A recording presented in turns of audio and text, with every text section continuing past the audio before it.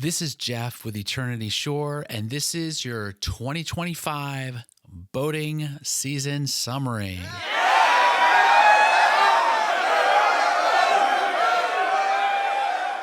I believe this is my fourth summary on the channel. You can go back and look at the other three. I do these a little bit different every time. This time I'm going to use actual clips from the 2025 boating season. Every boating season starts with hope. Hope that the trips that will go on will be great. Hope that the engine runs strong, that the weather cooperates, and the boat performs just the way it's supposed to. And every boating season begins long before the boat ever hits the water. The outdrives need to get painted and prepared. There's sanding, there's painting, there's waiting on parts, there's trying to figure out what needs to be fixed in what order to get the boat ready.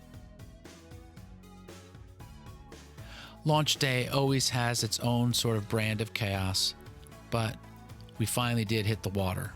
And with this season, there were a lot of starts and stops. After putting the boat in the water, we had multiple problems that made us have to pull the boat out of the water. And so this year, really for the first time, we had two different shakedown cruises. The shakedown cruise is basically your initial cruise to get the boat back on plane and see how she's performing and see if everything was working okay. Well, we did that once and we had to do that again. And just when we thought we had everything figured out, the setbacks just kept coming. We had leaks, we had hoses, we had overheating. It's not getting on plane. It's just it's sticking up like this. It won't settle. And it sounds like it's smoking. It feels like it's smoking. All right, so the temperature levels seem to be fine in the starboard engine. We tried twice to get on plane. We cannot get up on plane. And the starboard engine, we think it's starboard, is smoking a little bit. We had trips cut short before they ever really began. Take, for example, this trip, where we finally thought we had things figured out, and we're headed down for our longest trip yet, all the way down to Solomon's Island.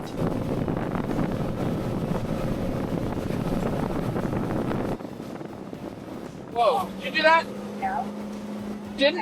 I think I did.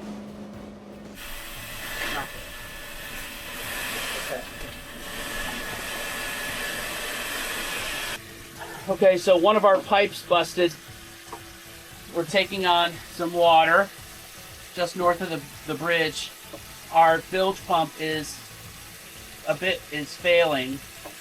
Well, that failed trip to Solomon's Island did allow us to experience fireworks on the Middle River for the first time.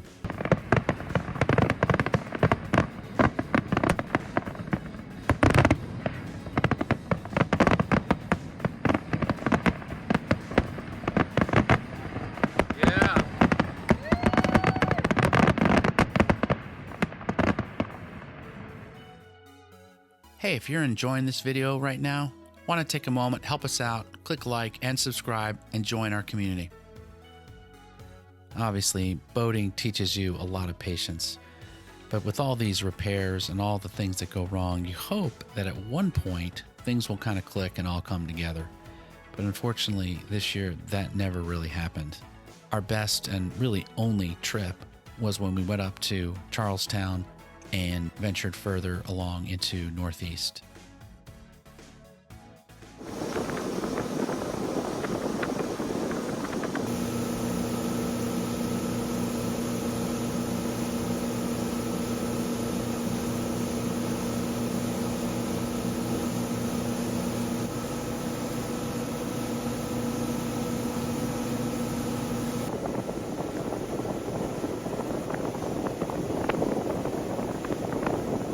So here's some video footage of our time in Charlestown and Northeast, which was, again, the trip of a lifetime. No, again, it was the trip of the year, but in all truth, it was really a great trip.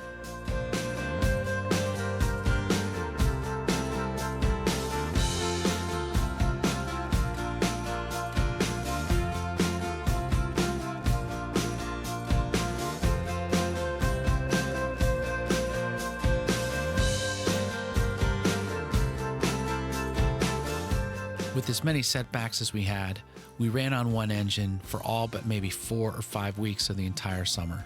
And running on one engine can produce some docking difficulties, as you'll see right here.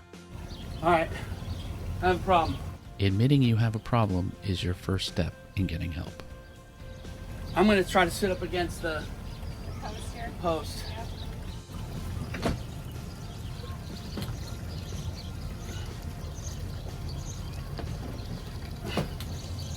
I'm against it. Out into town. And although we didn't really go far, we definitely enjoyed this one outing where we got to see a cruise ship pass by a cargo ship, and things were a little bit too close for comfort as we were observing them.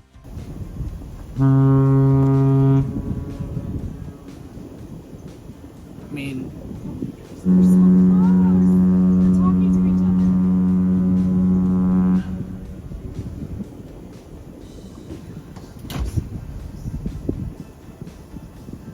they look very close.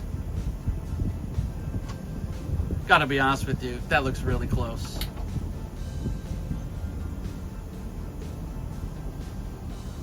Yeah, we're right here when other. they. Oh my gosh. I didn't even know until the last second, like, who was in front of who. Oh, really?